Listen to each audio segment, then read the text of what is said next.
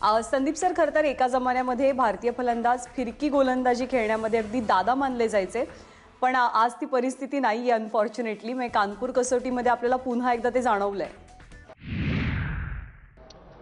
ज्ञानदा, खरं तर हा जो आहे सगळा प्रकार, म्हणजे मी फक्त केवळ आजच्या या इनिंगबद्दल म्हणत नाही आहे, परंतु जर गेले 3-4 वर्षाचा भारतीय फलंदाजांचा जो प्रयत्न राहिलेला आहे, खास करून फिरकी गोलंदाजांच्या समोर, म्हणजे आजपर्यंत इतिहासामध्ये म्हटलं जायचं की भारतीय फलंदाज एकदम म्हणजे फिरती गोलंदाजाला अगदी लिलया खेळू शकतात।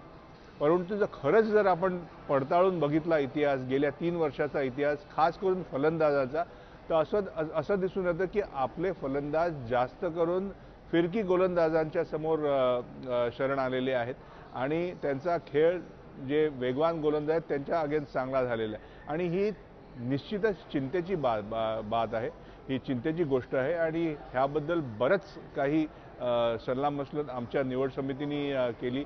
विराट कोहली असो, महेंद्रसिंग धोनी असो, ह्यांच्याबरोबर सुद्धा ही चर्चा झालेली आहे। आता शिकणार कधी आणि त्याचा फायदा कधी होणार हे बघायला पाहिजे। जेवढे लवकर आपण शिकू शकू, आपले फलंदाज शिकू शकतील, तेवढं बेटर।